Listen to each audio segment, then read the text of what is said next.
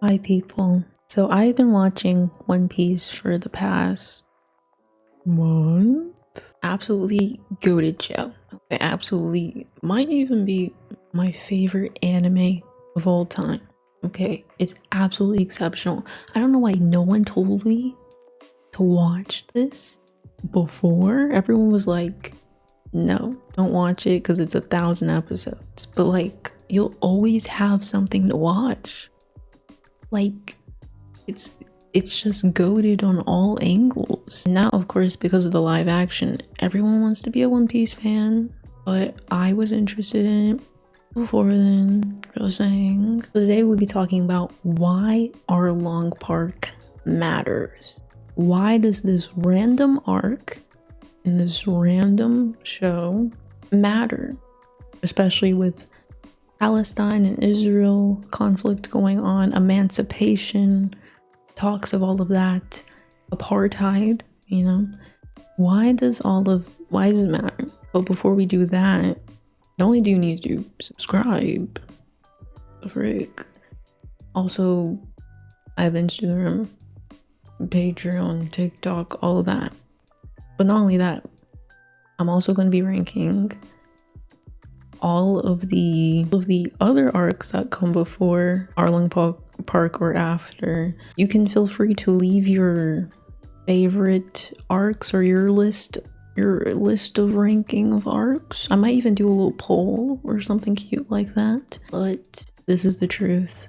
There's no other better ranking, and I'll get into the specifics of each of them in order, but I just want to give you my ranking first. So we have Loguetown is the worst, Baratie, I think that's going to be a controversial one, Romance Dawn, Orange Town, Syrup Village, and then Arlong Park. Absolutely exceptional. So let's go one by one in order. Parts that I liked about it, parts that I didn't, you know, things to point out. So for Romance Dawn, it was our introduction to the first two Straw Hats. We got introduced to Kobe. His name's Kobe or Colby. We got introduced to Kobe, Zoro, of course Luffy, and we got like a glimpse of Nami, but Luffy doesn't know her at this point. For Colby, or Kobe, what's this man's name? His friendship with Luffy is so freaking cute. It's so cute. I was like, I've never heard of this kid, but it feels like he's about to become a Straw Hat. But obviously he's not, because he wants to become a Marine. I also think it's really interesting to create this like friendship between a pirate and a Marine. But I will say that, okay, this is a hot take, but Luffy isn't even really a pirate. He's not a pirate at all, honestly. He doesn't steal anything.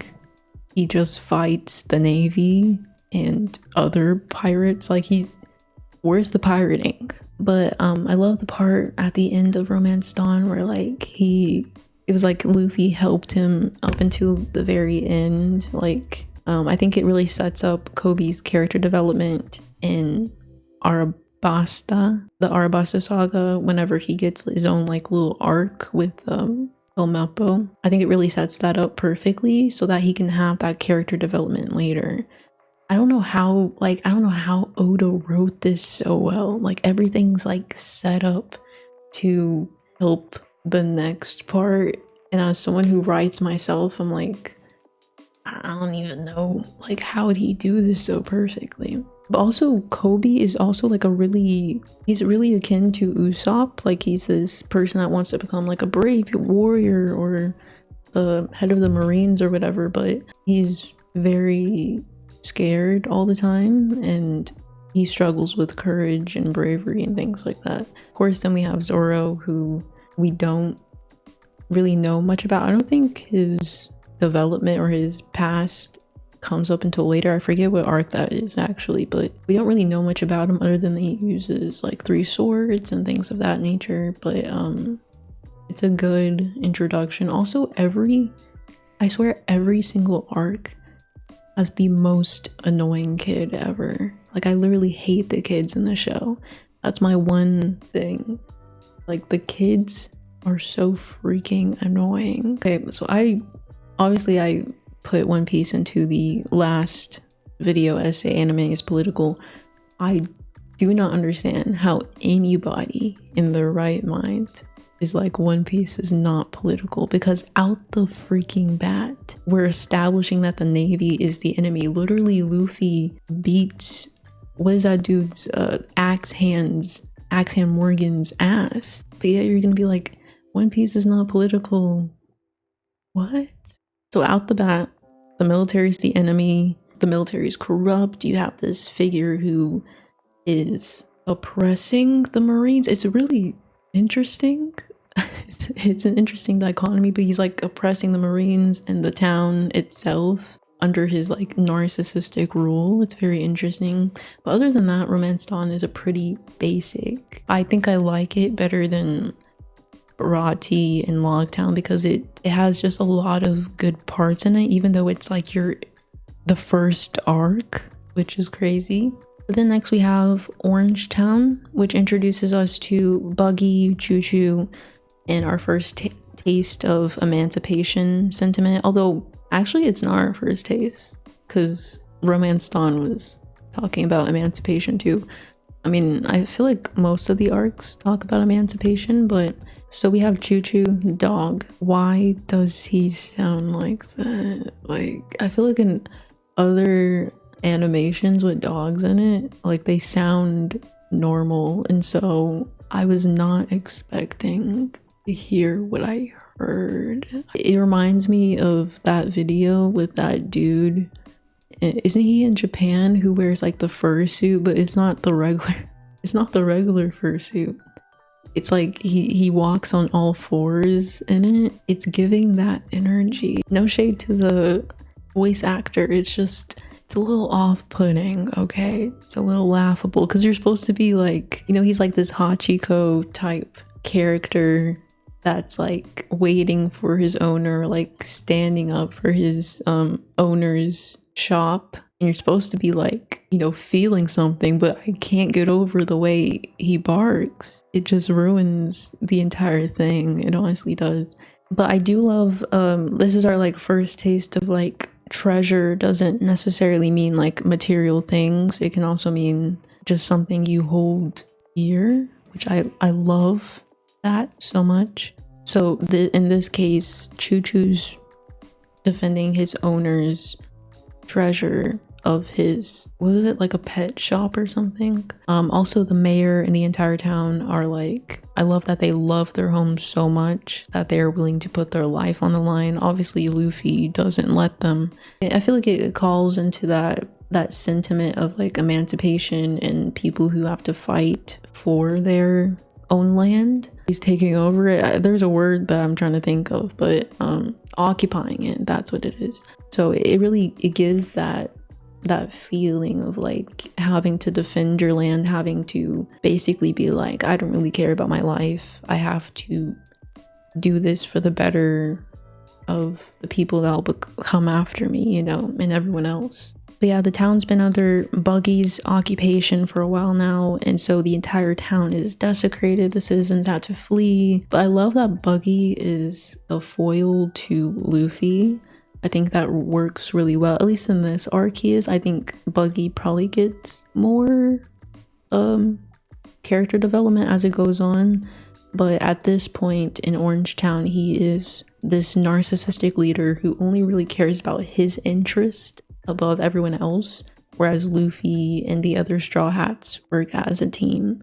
So I do love that. It's like, and it sets it up with the other pirates that Luffy eventually fights. They are all like that too, where they only really care about themselves and their own interest, and everyone else is just a subordinate and has to follow their lead. But Luffy is going to listen to everyone on his team, is going to listen to their feedback. They work together. They're not just following Luffy's vision, their vision matters too.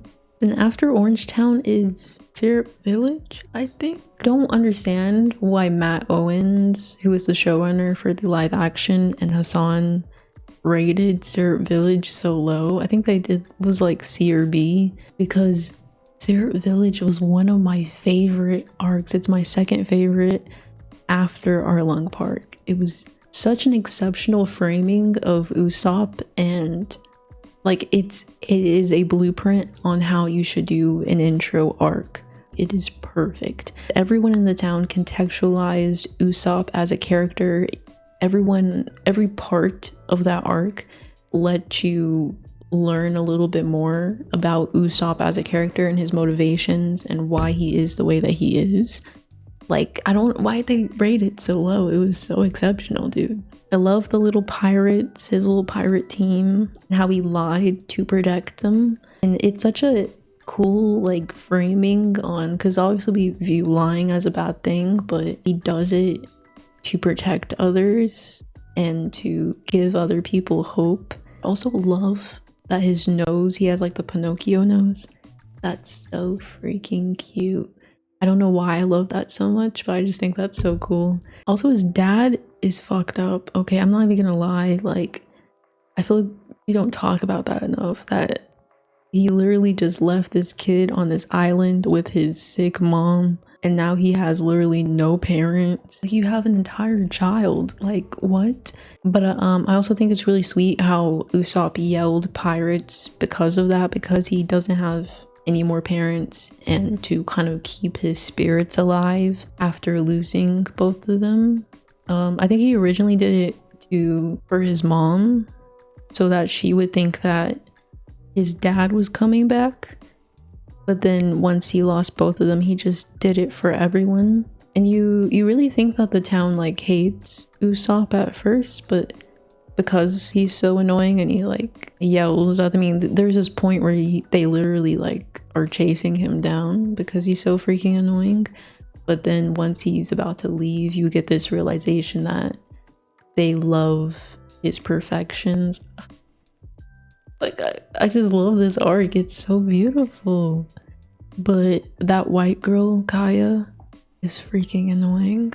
Like, he literally came and told you that Captain Kudo was like bad and wasn't who you thought he was, and then you just literally like what? And then Mary has to be, he has to get like stabbed or whatever because you're a freaking idiot and you didn't listen. Like, you had ample opportunity, but she was just so mean with it too. Like, at that point I was like, okay, die, honestly, just die. But also Spirit Village had the coolest villains, some of the coolest villains. I won't say the coolest villains of all of East Blue, but I love that each arc has like a different theme of villains. Like, this one was cats plus Django. Like, why? I don't know why Django is there, and that's not really like super explained, which would be my only criticism of this arc, is like, why is Django with a bunch of cats? But then you have like Orange Town is clowns, and like each one has like a different theme, except for like Baratie. Like they're just like regular humans. They're kind of boring, but we'll get to that in a minute. I love their character design, how they used Oda used like the different abilities of cats and of hypnotists to reinvent these villains. I think that was really cool. But yeah, Spirit Village was absolutely excellent.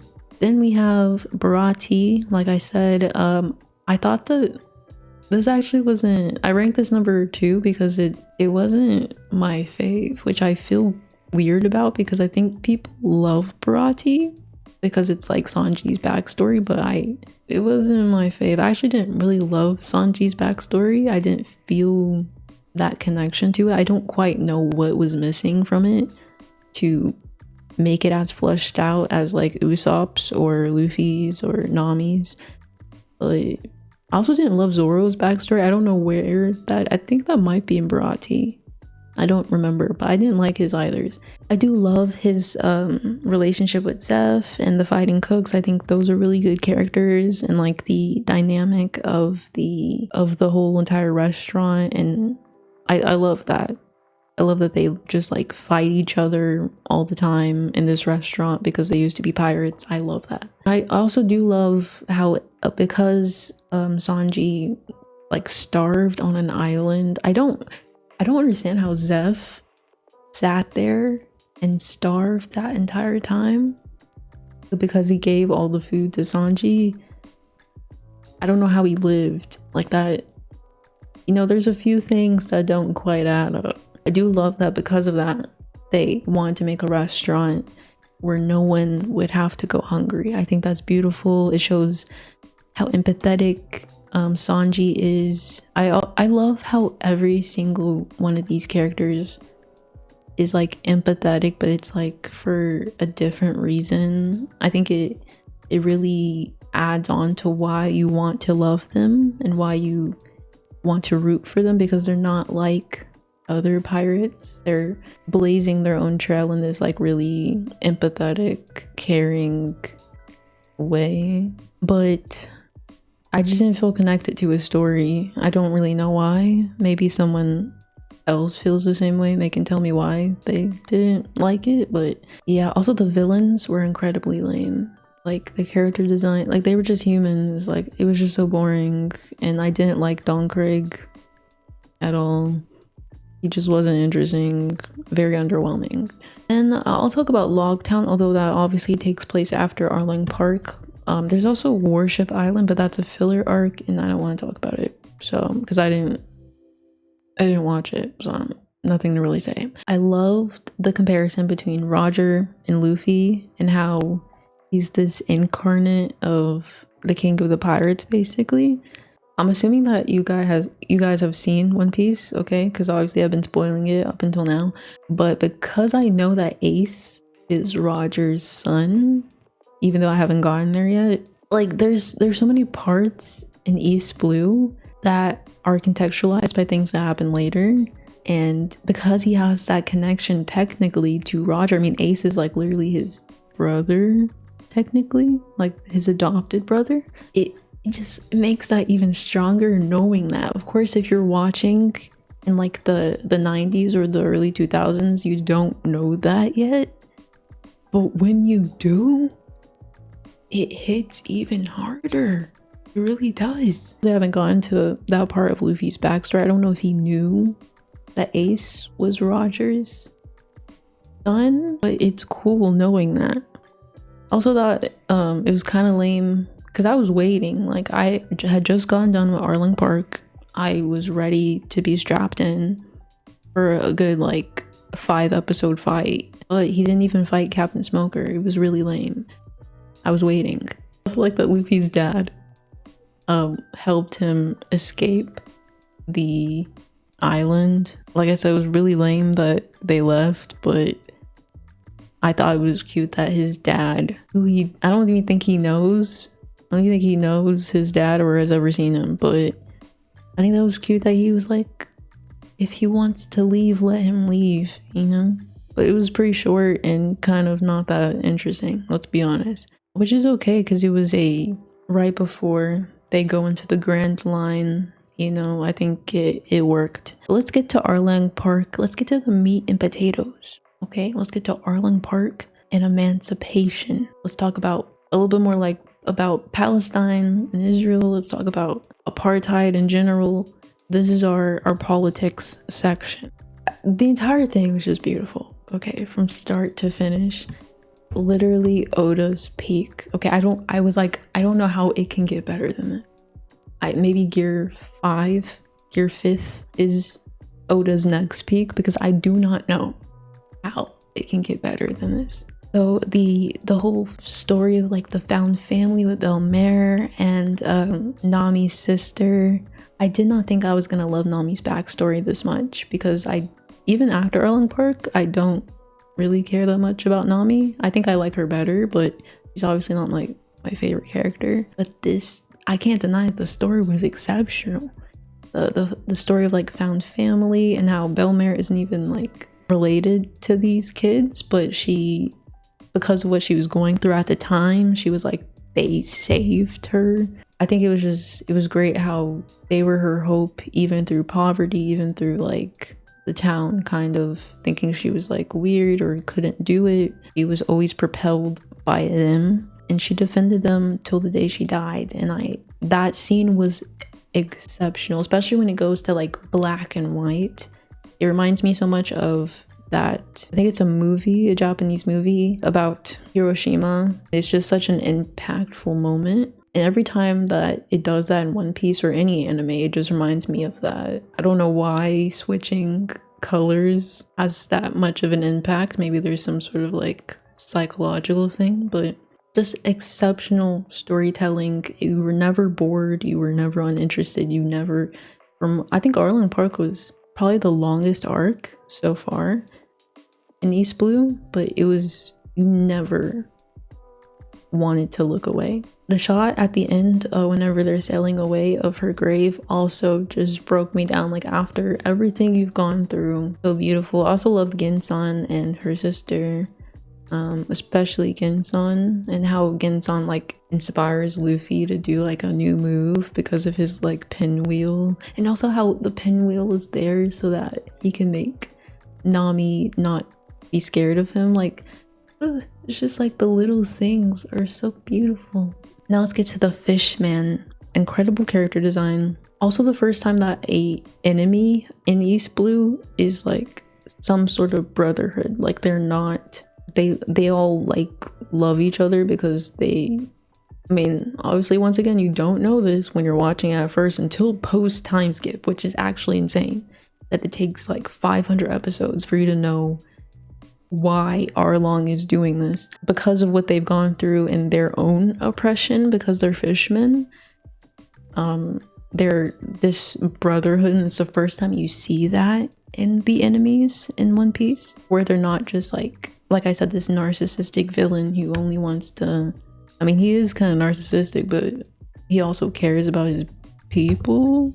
He's got some issues, but I think it made the arc even stronger. It gave it a little bit more depth than just it being this like evil group of people. Like, you could feel that they had their own angst and emotions behind the actions that they were doing. But getting to the Fishman Island arc and the whole reverse racism, or what, I thought that was really weird. That, like, I'm like, why would Oda choose to do that?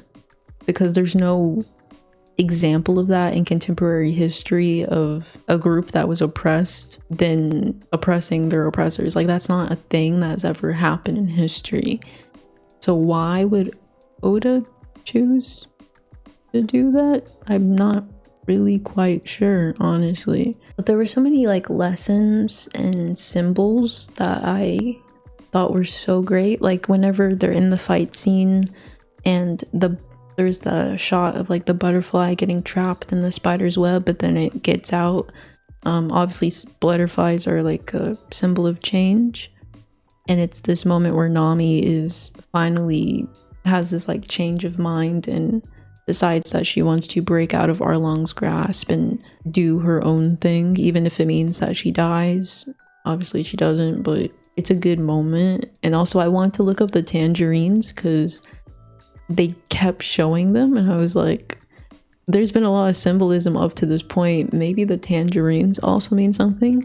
And when I looked it up, it's a symbol of hope. So it contextualizes why when the Navy wants to mess with her, with Belmare's tangerine orchard, or when the people in the town are like, oh, the tangerines aren't even that good or whatever, it makes sense because Nami gets so mad about that because it's them taking away her symbol of hope. Or it goes back to like the treasure thing that we talked about in Orange Town, where treasure doesn't necessarily have to mean like gold or something, even though Nami is very money motivated, which I also love that because she was like grew up poor. Like, there's just like so many like little things that are so perfect. But for the allegory of emancipation, I think it's, like I said in my community post, it's absolutely perfect arc to watch for like Palestine and Israel conflict going on, because it's literally apartheid. It's literally apartheid. It's one race oppressing and subjugating another. They had to pay for their life, otherwise they would be murdered. It's that kind of like brutal subjugation that is akin to Palestine. Of course, it's not like a one-to-one comparison because Oda did not write this to be That I do. What if he did? Bro, what if he did? Like, how will we know? What if he did? I don't know, but I don't think it's a one-to-one comparison. So obviously it's not going to match up entirely, but you do get that, like, because Arlong is like this really brutal force. And I do think that some people would say that like Israel in its inception is, some people would say, I don't know if this is true, okay, but some people would say that Israel is kind of an example of contemporary people that were oppressed and oppressing other people. So, which I do kind of get, but Israel as a state is not a representation of all Jewish people, so I don't really know that I would say that. I don't know. But I think the town was really messed up how they literally rested their entire emancipation on this one kid. I think that was so messed up. Like, you have grown adults letting this little girl live with this big ass fish man and having to work hard to pay for their freedom. Like, that's so messed up. That's so messed up. And it's not until later when she's like 18 that you decide that you want to actually take a stand and fight. Like, what? Huh? That's messed up. Also, with the military thing and the orchard scene, there's the colluding with the military because Arlong was he never intended to give the town their freedom, even after Nami got all the money that she needed to buy her freedom. He was never going to, and he literally colluded with the military to confiscate that money. Kind of like a military industrial complex criticism, that the military is not in the interest of the citizens at all. They are in the interest of making money, because it's this reminder, even though like Kobe wants to become a Navy officer, it's this good reminder that of Oda's position on the military and the world government and things of that nature. I said this was definitely Oda's peak. I don't know how anything could top this. Such an exceptional comparison that you can, it was such great timing to have it right now, whenever, you know, we have protests on the streets in DC and London and New York for Palestine. Such great lineup to watch this arc. It's so perfect. Like, if you have someone who is an anime fan but they don't understand the Palestine thing and why Palestine should be free, just have them watch Arlong Park. Like, period. Just have them watch Arlong Park. Thank you guys so much for watching. Like I said, leave your ranking down below of your arcs and your thoughts, of course. I'll see you in the next video. Okay, bye.